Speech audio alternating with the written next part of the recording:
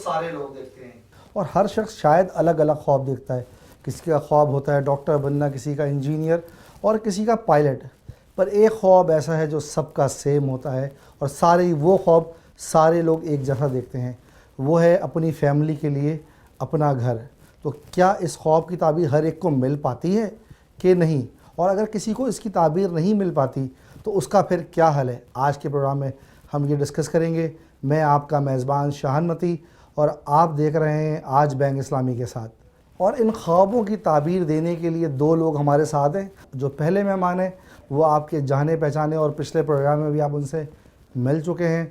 मुफ्ती शेख नुमान साहब जो कि बैंक इस्लामी शरिया टीम के मेंबर हैं, पिछले 7 साल से बैंक इस्लामी को सर्विसेज दे रहे हैं। तो खुशामदीद मुफ्ती शेख नुमान साहब, कैसे हैं? खैरियत से हैं? अल्हम्दुलिल्लाह, बेहतरीन, फर्स्ट क्लास। और हमारे जो दूसरे मेहमान हैं माशाल्लाह उनका तजुर्बा 25 साल से ज़्यादा का है, पर लगते वो सिर्फ 23 साल के हैं और माशाल्लाह बड़े ही मोटिवेटेड, एनर्जेटिक और हाउसिंग इंडस्ट्री में एक वसी तजुर्बा। तो मैं दावत दूंगा, खुशामदीद कहूँगा वाइज़ुर रहमान साहब को। खुशामदीद वाइस साहब। अस्सलाम वालेकुम रहमतुल्लाहि व बरकातहू। बहुत शुक्रिया शायान आपकी दावत का। इंशाअल्लाह फिर इसको कंटिन्यू करेंगे। तो वाइस साहब, पहले कि हम प्रोडक्ट पे जाएं, ये माशाल्लाह 25 साल का तजुर्बा और चेहरे पे 23 साल की झलक, इसका कुछ राज है? नहीं जी सर, अल्हम्दुलिल्लाह अमालों का नतीजा है और कुछ नहीं है। तो शायद आपने बिल्कुल सही कहा कि ये अमालों का नतीजा है। क्योंकि आप जो हाउस फाइनेंस करते हैं ना, मैं ये कहता हूँ ये लोगों का ख्वाब होता है कि मैंने लोगों को देखा जो 30-30 साल से किराए के घर में रह रहे हैं। तो आपने जो लोगों को हाउस फाइनेंसिंग की सहूलत दी है और उसके बदले जो आपको दुआएं मिल रही हैं, तो वो बचपना और वो नूरानियत जो है आपके चेहरे पे माशाल्लाह मौजूद है। तो बाकी खैरियत से हैं आप? अल्हम्दुलिल्लाह खैर आफियत। तो भाई साहब, ये हाउस फाइनेंस है क्या? ये हमारे जो सामीन हैं और जो देखने वाले हैं इनको आप बताएंगे? Sir, house finance basically bank Islami की प्रोडक्ट का नाम बड़ा खूबसूरत है, मस्कन। मस्कन के मायने हैं आशियाना के। यानी जैसे आपने शुरू में इंट्रोडक्शन कराया कि हर इंसान का एक ख्वाब होता है कि उसका अपना घर हो। तो माशाल्लाह से जो वो एक ख्वाब है, उस ख्वाब की तामीर के लिए बैंक इस्लामी एक प्रोडक्ट प्रोवाइड करता है अपने कस्टमर्स को मस्कन की सूरत। यानी वो घर ख़रीदने के लिए फाइनेंसिंग देता है? सर, इसमें सिर्फ घर ख़रीदने के लिए ही फाइनेंसिंग नहीं है। इसमें आप घर ख़रीद भी सकते हैं, आप इसके अंदर अपनी ज़मीन पे घर बना भी सकते हैं और इसके अलावा भी मज़ीद इसके अंदर और भी हैं। जैसे कि किसी सूदी बैंक के अंदर आपकी फैसिलिटी चल रही है हाउसिंग फाइनेंस की, तो उससे हम इस्लामी शरिया कंप्लाइंट प्रोडक्ट पे हम उसको सूदी बैंक से निजात दिलवा के इस्लामिक बैंकिंग के पास ला सकते हैं। यानी घर बनाने के लिए, घर ख़रीदने के लिए और सूदी बैंक से या कन्वेंशनल बैंक से निकल के जो है इस्लामिक बैंक में भी आप उसे कन्वर्ट कर देते हैं। और उसके अलावा अगर आपके घर में कोई रेनोवेशन की ज़रूरत है तो उस रेनोवेशन के पर्पज़ पे भी यूज़ हो सकता है। तो भाई साहब, हमारा सेशन ख़त्म हो जाए तो फिर आपके साथ बैठेंगे, क्योंकि मुझे रेनोवेशन की, यानी मेरे घर को रेनोवेशन की बड़ी ज़रूरत है। तो इंशाल्लाह बैठते हैं। तो ये जो वाइज साहब, ये जो आप हाउस फाइनेंसिंग देते हैं, इसके पीछे शरिया की कौन सी प्रोडक्ट को यूज़ करते हैं या शरिया बैकिंग क्या है इसके पीछे? शरिया बेसिकली इसके पीछे हम डिमिनिशिंग मुशारका को बेस करते हैं। अच्छा, डिमिनिशिंग मुशारका। तो मुफ्ती साहब, आपने हमें ऑटोज़ में भी ये बात बताई थी कि डिमिनिशिंग मुशारका ऑटोज़ में होती है। तो ऑटोज़ में जो डिमिनिशिंग मुशारका होती है और जो मस्कन में डिमिनिशिंग मुशारका होती है, तो पहले तो ये बताएं क्या ये सेम है या अलग अलग है? डिमिनिशिंग मुशारका एक अरेंजमेंट का नाम है और ये ऑटो फाइनेंस में भी वही है जो कि मस्कन फाइनेंस में है। और लेकिन यूनिकनेस ये है कि ज़्यादातर जितनी भी इस्लामिक बैंक्स के अंदर हाउस फाइनेंस है वो डिमिनिशिंग मुशारका की बुनियाद पे, अलबत्ता जो ऑटो फाइनेंस है वो डिमिनिशिंग मुशारका और दीगर मोड ऑफ फाइनेंस के तहत भी होती है। सही। मुफ्ती साहब, आपने हमें ऑटोज़ की, हम जब प्रोडक्ट डिस्कस कर रहे थे बैंक इस्लामी पाकिस्तान की, तो आपने हमें बता दिया था कि डिमिनिशिंग मुशारका होता क्या है। पर शायद कुछ लोग हमारा पिछला प्रोग्राम नहीं देख सके थे, तो उनके लिए है कि भाई आप यूट्यूब में जाएं और हमारी ऑटोज़ की जो प्रोडक्ट है उसको आज बैंक इस्लामी के साथ सर्च करें और वहाँ आप देखें। लेकिन मैं चाहूँगा कि यहाँ पे आप बताएं कि दोबारा से एक बार हमें बता दें कि डिमिनिशिंग मुशारका है क्या? डिमिनिशिंग मुशारका शरिया कंप्लाइंट तरीके से घर की फैसिलिटी, हाउस की फैसिलिटी को पूरा करने के एक अरेंजमेंट का नाम है, जिसमें मरहलावार 3 एग्रीमेंट्स, 3 मुआहदे होते हैं। पहला मुआहदा जो होता है बैंक और कस्टमर के दरमियान, वो शिरकतुल मिल्क का होता है, जॉइंट ओनरशिप का होता है। जितना पैसा बैंक ने लगाया उतने फ़ीसद बैंक उस घर का मालिक होता है, जितना कस्टमर है उतना कस्टमर उस घर का मालिक होता है। तो ये जो अरेंजमेंट है इसको हम कहते हैं शिरकतुल मिल्क। दूसरा मरहला होता है कि बैंक कहता है कि ये जो मेरा हिस्सा है, ये इसमें मैं रहूँगा नहीं, इसको मैं इस्तेमाल नहीं करूँगा, तो अपने कस्टमर के साथ बैंक ये तय कर लेता है कि आप ये इसमें रहो, और इसका एक किराया बैंक मुकर्रर कर लेता है और किराया माहाना बुनियादों पर कस्टमर दे रहा होता है। तीसरा मरहला ये होता है कि बैंक एक वादा लेता है कस्टमर से कि तुम वक्तन फ़वक्तन मेरा हिस्से में से ख़रीदते रहोगे। तो आम हालत में जितने महीनों की फैसिलिटी होती है उतने ही यूनिट्स के अंदर उन के तकसीम कर दिया जाता है, और हर महीने एक यूनिट कस्टमर ख़रीद रहा होता है। तो इस तरीके से 3 मरहलों में ये डिमिनिशिंग मुशारका या शिरकत मुतनाक़िसा का अरेंजमेंट मुकम्मल होता है। आहिस्ता आहिस्ता कस्टमर की ओनरशिप बढ़ती चली जाती है, यहाँ तक कि कस्टमर 100% मालिक हो जाता है और बैंक उस ओनरशिप से बाहर। यानी एक वक्त आता है कि जब मैं अपने घर का मालिक हो जाता हूँ, अच्छा, जबकि असूलन तो मालिक मैं पहले दिन से हूँ लेकिन थोड़े हिस्से का, और एक वक्त आएगा जब मैं मुकम्मल मालिक हो जाऊँगा और मुझे इस किराए की झंझट से भी आज़ादी मिल जाएगी।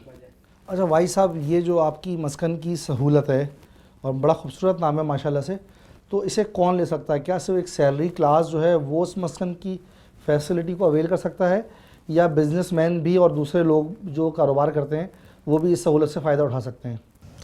शान, इसमें बिजनेसमैन भी ले सकते हैं, इसको सैलरीड प्रोफाइल भी ले सकते हैं, इसमें सेल्फ एम्प्लॉयड भी ले सकते हैं। माशाल्लाह से ये जो प्रोडक्ट है ये हर एक के लिए एलिजिबल है। जो भी माहाना आमदनी, जो भी शख्स किसी की अच्छी एक माहाना आमदनी है, वो आगे हम और इसको मज़ीद डिटेल में डिस्कस करेंगे, तो उसके लिए फैसिलिटीज़ अवेलेबल है। तो भाई साहब, हमें ये जो मस्कन फाइनेंसिंग की अगर सहूलत बैंक से लेनी है और बैंक हमें फाइनेंसिंग करेगा, तो इसके लिए हमें कौन कौन से इनिशियल डॉक्यूमेंट्स जो हैं वो रिक्वायर्ड होते हैं? शहान, इसमें जो बेसिक डॉक्यूमेंट्स हैं, जैसे अगर कोई सैलरीड एम्प्लॉयड है तो उसकी सैलरी स्लिप चाहिए होगी, CNIC की कॉपी, 2 तस्वीरें, बैंक स्टेटमेंट जिससे रिफ्लेक्ट हो रही हो कि उसकी सैलरी उसके अंदर शो हो रही हो। इसी तरह अगर कोई बिजनेसमैन है तो बिजनेसमैन के बैंक स्टेटमेंट चाहिए, उसके टैक्स रिटर्न्स चाहिए। सेल्फ एम्प्लॉयड है तो उसका कोई फॉर्म है चाहिए होगा, यानी उन्हीं से रिलेटेड डॉक्यूमेंट्स चाहिए थे, बेसिक्स होते हैं। अगर बिजनेसमैन में थोड़े से लेंथी डॉक्यूमेंटेशन होती है, लेकिन अदरवाइज सैलरी प्रोफाइल में तो मिनिमम कुछ 4 से 6 डॉक्यूमेंट्स की रिक्वायरमेंट होती है। अच्छा, मुझे भी ख्याल आया कि जैसा मेरे पास एक घर मौजूद है, आपने बताया था ना कि अगर दूसरे बैंक से मैंने फाइनेंसिंग करवाई हुई है कन्वेंशनल से, तो मैं उसको इस्लामिक में कन्वर्ट कर सकता हूँ, पर मेरे पास ऑलरेडी एक घर मौजूद है और मैं चाह रहा हूँ कि वो घर जो है मैं बैंक को दे दूँ और बैंक से कहूँ कि इसी घर के अगेंस्ट मुझे फाइनेंसिंग कर दे और बैंक मेरे इस घर में शेयर्स को परचेज़ कर ले। तो क्या बैंक इस्लामी पाकिस्तान ऐसा करता है? लेकिन बैंक इस्लामी पाकिस्तान बिल्कुल ऐसा करता है, लेकिन ये प्रोडक्ट मस्कन के अंदर नहीं आएगी। ये प्रोडक्ट एक अगर कोई आप रिक्वायरमेंट आपकी बेसिकली उस वक्त शायद लिक्विडिटी जनरेट करना है, जो मैं समझ रहा हूँ, क्योंकि घर आपका अपना है। मस्कन फैसिलिटी बेसिकली उन लोगों के लिए जिनकी छत अपनी नहीं है और उनको इस फैसिलिटी के थ्रू हम अपनी छत प्रोवाइड कर रहे हैं। ये जो आप फाइनेंसिंग की बात बता रहे हैं ना शाहान, ये बेसिकली आपको कहीं अपने बिजनेस के अंदर सरमाए की दरकार है, इस तरह का कोई प्रोडक्ट है, ये हमारी SME कमर्शियल के अंदर ये प्रोडक्ट भी अवेलेबल है। मुफ्ती साहब इस बात को मुझसे ज़्यादा अच्छा और बता सकेंगे। जी मुफ्ती साहब प्लीज़।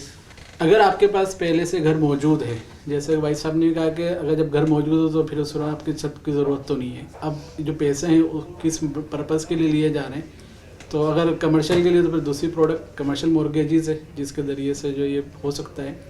यहाँ शरिया वाइज जो प्रॉब्लम आती है वो ये कि अगर आपका घर मौजूद है, बैंक ने आपसे ख़रीदा, और जैसे मैंने अभी डिमिनिशिंग मुशारका के हवाले से बात की थी कि इसमें थोड़ा थोड़ा करके बैंक वापस नहीं अपने कस्टमर को बेच रहा होता है।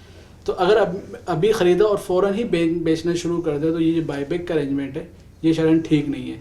इस हवाले से उलमा कराम ने कहा कि अगर ये जो यूनिट सेल है कम से कम 1 साल के बाद होगी, यानी इस किस्म का कोई अरेंजमेंट होगा तो उस सूरत में कम से कम 1 साल के बाद बैंक अपना यानी यूनिट्स वापस बेचना शुरू करेगा। हाँ, अलबत्ता रेंटल अगले महीने से बैंक शुरू कर सकता है। चलें ठीक है, हम वापस आते हैं मस्कन की तरफ। और ये जो आपने अभी डॉक्यूमेंटेशंस बताई थी, ये अगर मैं फाइनेंसिंग लूँ घर के लिए, रेनोवेशन लूँ या कंस्ट्रक्शन लूँ, सारी चीज़ों के लिए यही प्रोसेस है या इन तमाम चीज़ों के प्रोसेसेस अलग अलग हैं मुझे अगर अप्लाई करना है बैंक इस्लामी हाउसिंग फाइनेंस के लिए? नहीं, डॉक्यूमेंटेशन सारी बेसिक डॉक्यूमेंटेशन यही रिक्वायर्ड होगी, चाहे वो आप रिप्लेसमेंट हो या बायर हो या बिल्डर हो। इसमें मुख्तलिफ प्रॉपर्टी के डॉक्यूमेंट्स तो अलग हो सकते हैं, लेकिन इंडिविजुअल कैपेसिटी में कस्टमर की रिक्वायरमेंट विल रिमेन सेम। और अगर कोई घर हमारा ऐसा जो कि लीज़ ना हो, तो क्या उसको भी बैंक फाइनेंस करता है या सिर्फ लीज़ घरों को फाइनेंस करता है? जैसे आपने कहा कि लीज़ होना, ऑफ कोर्स ये लीज़ होना बहुत इंपॉर्टेंट डॉक्यूमेंट है। किसी भी प्रॉपर्टी के लीज़ के बगैर कोई भी बैंक कभी भी किसी को फाइनेंस नहीं करेगा, क्योंकि अगर वो डॉक्यूमेंट लीज़ ही नहीं है, प्रॉपर्टी वो लीज़ नहीं है, तो उसके ऊपर चार्ज क्रिएट नहीं होगा। तो lease is a mandatory document to landing any mortgage financing. तो भाई साहब हमारा एक राउंड है जिसका नाम है रैपिड फायर राउंड। तो मैं चाहूँगा कि उसमें हमारे जो सवालात हैं उनके जवाब बड़े रैपिड फायरिंग के साथ दे। तो आप तैयार हैं इसके लिए? जी बिल्कुल। तो रैपिड फायर का जो हमारा पहला सवाल है कि मिनिमम कम से कम कितनी इनकम हो तो मैं बैंक इस्लामी में हाउसिंग फाइनेंस के लिए अप्लाई कर सकता हूँ? इसके लिए कम से कम इनकम की दरकार है जो आपको 60,000 रुपये यानी 60,000 रुपये। अच्छा, और कम से कम कितने अरसे के लिए आप फाइनेंसिंग करते हैं? 2 साल के लिए। ज़्यादा से ज़्यादा कितने अरसे के लिए? 25 साल के लिए। उम्र कम से कम कितनी होनी चाहिए? 25 साल। ज़्यादा से ज़्यादा कितनी उम्र के शख्स को आप फाइनेंसिंग कर देते हैं? देखिए इसके शान ये रैपिड में इसलिए नहीं आ सकेगा, थोड़ी सी इसको क्लैरिटी चाहिए। सही है। यानी अगर आप जो भी फाइनेंसिंग ले रहे हैं हम उसकी रीपेमेंट कैपेसिटी देखते हैं उसकी रिटायरमेंट एज तक। अगर सपोज वो 50 साल का है और 10 साल की एज और रिटायरमेंट है उसकी, तो फिर हम उसको 10 साल के लिए फाइनेंसिंग कर सकेंगे। और ये जो मुझे अप्लाई करना है बैंक में अपने केस को, तो इसकी कोई इनिशियल फ़ीस वगैरह होती होगी, प्रोसेसिंग फ़ीस, वो कितनी है? 10,350। और मिनिमम कितना शेयर एक कस्टमर का हो सकता है और मैक्सिमम कितना शेयर होगा उस कस्टमर का? अप टू 85% तक बैंक फाइनेंस कर सकता है। और मिनिमम? 15%। ये जो मिनिमम मेरा इक्विटी शेयर है ये कम से कम कितना होगा और ज़्यादा से ज़्यादा मैं कितने पैसे घर में मिला सकता हूँ? लेकिन जो बैंक इसमें आपको अलाउ करेगा मैक्सिमम अप टू 85% तक। अब इट डिपेंड्स कि अब आपकी जो इंस्टॉलमेंट बन रही है उसकी भी कुछ कंडीशंस होती हैं। अगर वो कंडीशंस आप मीट करते हैं तो हम मैक्सिमम 85% तक आपको फाइनेंस करेंगे। ज़बरदस्त। और अगर लेट सपोज मैं एक हाउस फाइनेंस लेना चाह रहा हूँ और मेरी इनकम जो है वो कम है, तो क्या मैं किसी दूसरे को अपने साथ क्लब कर सकता हूँ? जी बिल्कुल क्लब कर सकते हैं। मैं किस किस को क्लब कर सकता हूँ इसमें? ब्लड रिलेशंस हैं, आप अपने फादर को कर सकते हैं, अपने ब्रदर को कर सकते हैं, अपने स्पाउस को कर सकते हैं, इवन अपनी सिस्टर को कर सकते हैं। और अपने किसी दोस्त को? नहीं, दोस्त का अलाउ नहीं। दोस्त को अलाउ नहीं कर सकते। अच्छा, ये जो घर है ये किसके नाम होता है? क्या ये बैंक इस्लामी के नाम होता है या कस्टमर के अपने नाम होता है? बैंक इस्लामी के नाम प्रॉपर्टी नहीं होगी, ये कस्टमर के नाम पे ही होगी। उसकी वजह यह है कि जो प्रॉपर्टी डॉक्यूमेंटेशन जो होते हैं transfer, it's really very higher side, जिसकी कॉस्टिंग होती है वो हायर साइड पे होती है। उसकी उसको अवॉइड करने के लिए बैंक ये करता है कि जी कस्टमर के नाम पे प्रॉपर्टी ट्रांसफ़र करता है, लेकिन क्योंकि जैसे मुफ्ती साहब ने बताया डिमेंशन मुशारका के तहत हम उसके अंदर पार्टनरशिप कर देते हैं। अच्छा भाई साहब, रैपिड फायर का आखिरी सवाल है, उसके बाद हमारा रैपिड फायर राउंड अपने एंड पे जाएगा। क्या कस्टमर का टैक्स फाइलर होना ज़रूरी है? जी बिल्कुल। देखें सैलरी प्रोफाइल आपको पता है कि अब तो इस हुकूमत के आने के बाद से तो हर कोई तकरीबन दूसरा बंदा टैक्स फाइलर है, तो हमारी भी कोशिश यही होती है कि टैक्स फाइलर ही हो हमारा कस्टमर। तो चले, ये अल्लाह का शुक्र है कि मैं पिछले, बल्कि जब से मैं अल्हम्दुलिल्लाह अर्न कर रहा हूँ तो टैक्स फाइलर हूँ अल्हम्दुलिल्लाह इस हुकूमत के आने से पहले से भी। तो बहुत शुक्रिया भाई साहब, आपने रैपिड फायर के हमें बड़े रैपिड आंसर्स दिए जो आपने भी देखा भाई साहब का। तो मुफ्ती साहब, आपने जैसा कि देखा कि भाई साहब से रैपिड फायर में बहुत सारी बातें पूछी, पर इसमें एक चीज़ जो भाई साहब ने हमें बताई कि हाउस फाइनेंस में जो घर है वो कस्टमर के नाम होता है, जबकि हमने ऑटोज़ में ये देखा था कि वो जो गाड़ी है वो बैंक के नाम थी।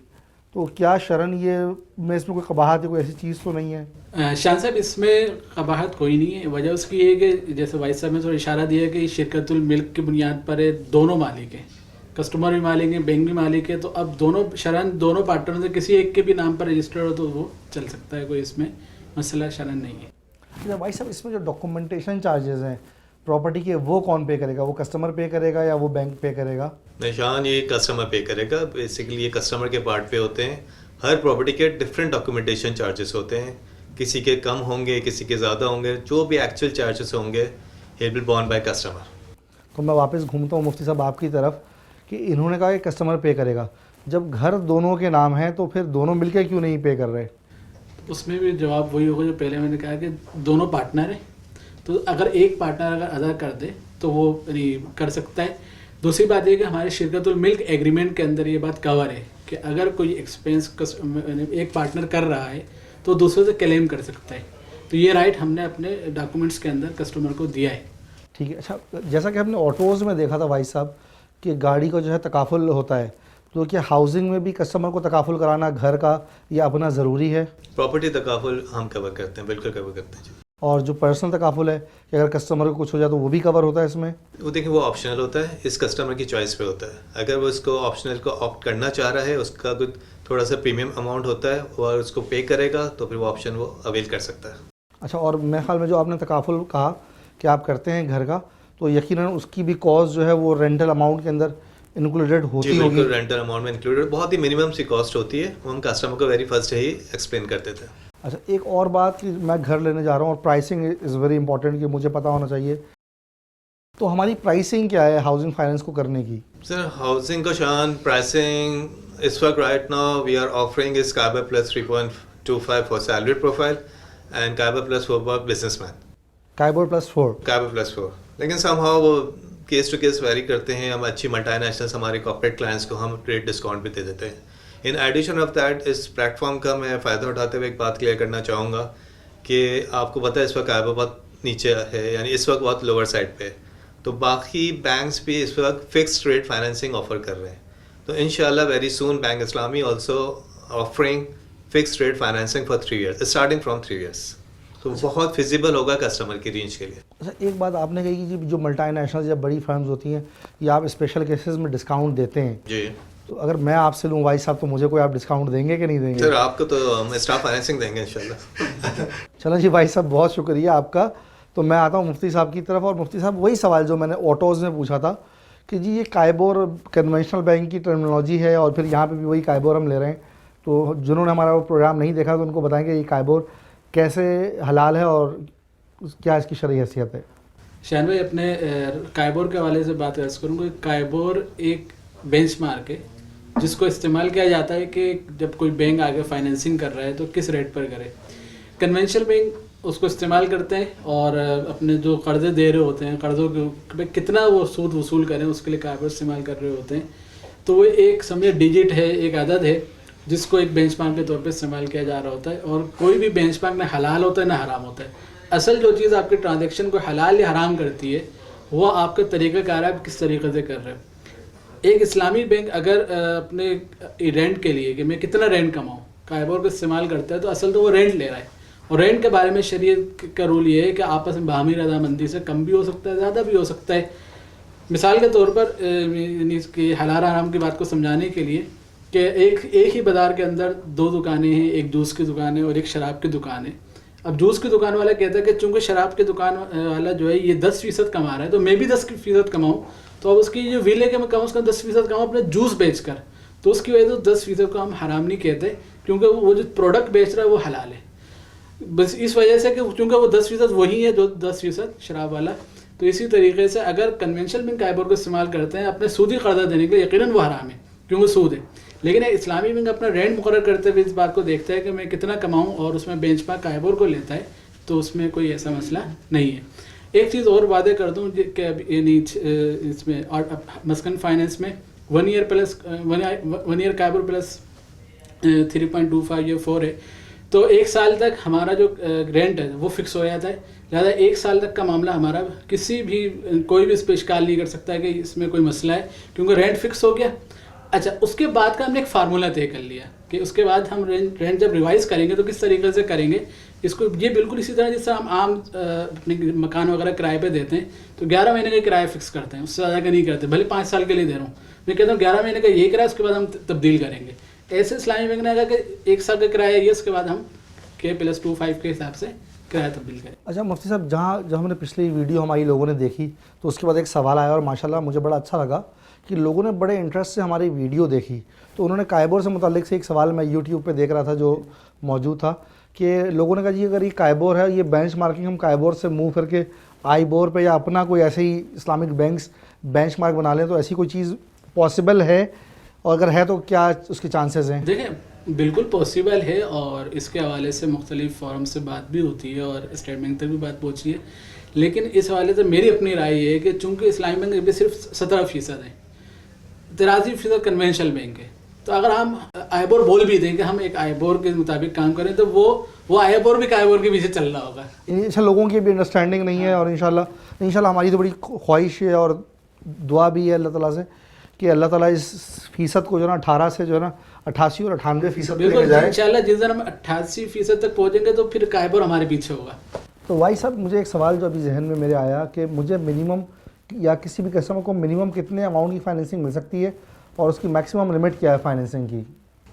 शान, इसके अंदर हम कम से कम 2 लाख से लेके 150 मिलियन तक की फाइनेंसिंग करते हैं। मैं थोड़ा आगे आ जाऊँ भाई साहब, 150 मिलियन की फाइनेंसिंग यानी 15 करोड़ रुपये बैंक फाइनेंस मुझे कर सकता है? जी बिल्कुल कर सकता है। और इवन हाँ, बैंक इस्लामी ने फाइनेंस की है।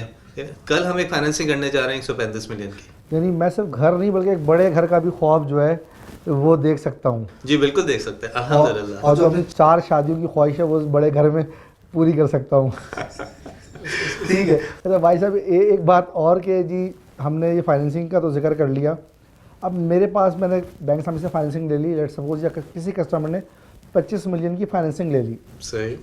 अब वो एक पॉइंट ऑफ टाइम पे आके कहता है कि जी मेरे पास फलां जगह से 10 लाख या 20 लाख रुपए आ गए और मैं इस 20 लाख रुपए को एक साथ देना चाह रहा हूँ ताकि आगे की मेरी इंस्टॉलमेंट कम हो जाए या मेरा घर ये जल्दी पे ऑफ हो जाए, तो क्या ऐसी कोई सहूलत बैंक इस्लामी में मौजूद है? शाहान, इस प्रोडक्ट की खूबसूरती ही यही है, यानी you can pay of at any point in time.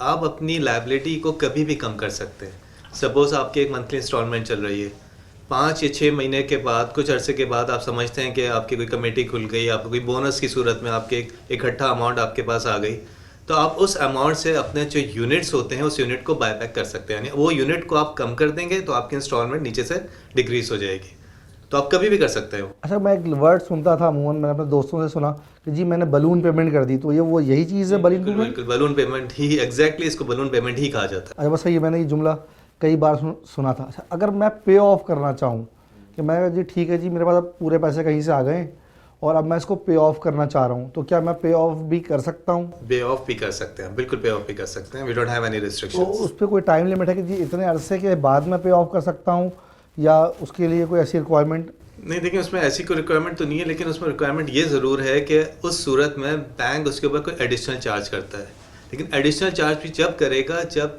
उस प्रॉपर्टी की प्राइस बढ़ गई हो। सपोज अगर आज हम उस प्रॉपर्टी को ख़रीदते हैं 25 मिलियन की फाइनेंसिंग पे, 20 मिलियन की प्रॉपर्टी थी, लेकिन अगर आप अगले साल आएंगे तो ऑफकोर्स वो 20 मिलियन की जो प्रॉपर्टी थी एप्रिसिएशन करके 25 मिलियन की प्रॉपर्टी हो गई, लेकिन बैंक जो आपसे आउटस्टैंडिंग के ऊपर जो फाइनेंसिंग आउटस्टैंडिंग होगा उस पर एक सर्टन अमाउंट लिमिट होगी, वो एडिशनल चार्ज करेगा। तो ये फिर कौन तय करेगा कि जी इसकी जो फाइनेंसिंग या वैल्यू है वो, सॉरी इसकी वैल्यू है वो बढ़ गई, ये तय कौन करेगा? वो वही कंपनी तय करेगी जिसने केस फाइनेंसिंग के टाइम पे अप्रेज की होगी। और वो थर्ड पार्टी कंपनीज होती हैं, वो अप्रेजल करती हैं, प्रॉपर्टी की वैल्यूएशन करती हैं। जब अब इस तरह का कोई सूरत हाल होगी तो कस्टमर की चॉइस होगी, ये कस्टमर की भी अवेयरनेस होती है, उसको पता है वो उस घर में रह रहा है कि इस वक्त इस प्रॉपर्टी की वैल्यू ये है। अगर वो समझता है कि नहीं मेरी प्रॉपर्टी की वैल्यू नहीं बढ़ी है, तो वो बैंक को बोलेगा कि जी मेरे हिसाब से प्रॉपर्टी की वैल्यू वही है जितनी की मैंने खरीदी थी, तो हम उस थर्ड पार्टी से अब वैल्यू अप्रेस करवाएंगे दोबारा। अच्छा, तो जितनी वैल्यू बढ़ेगी उस पर वो चार्ज अप्लाई होगा? नहीं, वही जैसे शायद मैंने आपको शुरू में भी कहा था, देखें ये प्रॉफिट शेयरिंग सारी कस्टमर की है, ये बेनिफिट सारा कस्टमर को पास ऑन होगा। बैंक तो रिस्ट्रिक्ट है सिर्फ 5% पे। सपोज जो भी आउटस्टैंडिंग अमाउंट होगा उसका सिर्फ एक छोटी सी अमाउंट 5% बनेगी, बाकी जितना भी प्रॉफिट जाएगा वो सारा कस्टमर के एंड पे। यही सवाल मैंने यासिर साहब से भी किया था और आपसे भी करूँगा कि क्या ये 5% उसको मैं एज अ प्लेंटी ट्रीट करूँ कि ये प्लेंटी है? नहीं, इस पे तो मुझसे ज़्यादा अच्छी मुफ्ती साहब रोशनी डाल सकेंगे। शान भाई, इसके अंदर ये यानी बात ये है कि ये पेनल्टी नहीं है, बल्कि जैसे भाई साहब ने कहा कि प्रॉपर्टी की वैल्यू तो बढ़ रही है मुसलसल, तो अब ये मेरा शेयर है जो मैं अब कस्टमर मेरे से ख़रीदने के लिए आया वही उसी चीज़ की वो पेमेंट कर रहा है।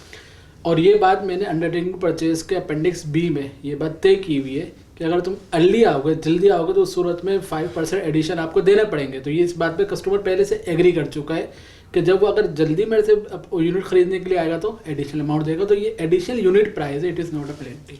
अच्छा, ये बात मैं अपने देखने वालों को बता दूं कि ये बात मुफ्ती साहब ने हमें पिछले प्रोग्राम में भी बताई थी, लेकिन ये सवाल मैंने ख़ास कर दोबारा आपके लिए मुफ्ती साहब से पूछा ताकि इसमें क्लैरिटी आ जाए और हम बड़े क्लियर दिल के साथ, दिल के इत्मीनान के साथ जो है बैंक इस्लामी की हाउसिंग जो मस्कन फैसिलिटी है हम इसको अवेल कर सकें। तो बहुत शुक्रिया भाई साहब, आपने हमें ये सारी डिटेल्स दी, हमें ये बताया। और मुफ्ती साहब आपका भी बहुत शुक्रिया, क्योंकि आप दोनों ने जो हमारे ख्वाब होते हैं ना घर देखने के, इसकी ताबीर में आसानी कर दी। तो अल्लाह ताला हम सबको अपने घरों में रहने की तौफीक अता फरमाए, हम सबको अच्छे घर नसीब फरमाए, उसमें हमारा नसीब अच्छा फरमाए और हमारे इस ख्वाब को, जिन जिन के ये ख्वाब पूरे नहीं हो पा रहे, अपने घर के अल्लाह ताला इस ख्वाब को पूरा फरमाए। इंशाअल्लाह अपने प्रोग्राम में फिर हाज़िर होंगे एक नए टॉपिक के साथ। तब तक के लिए हमें इजाज़त दीजिए। अस्सलामु अलैकुम।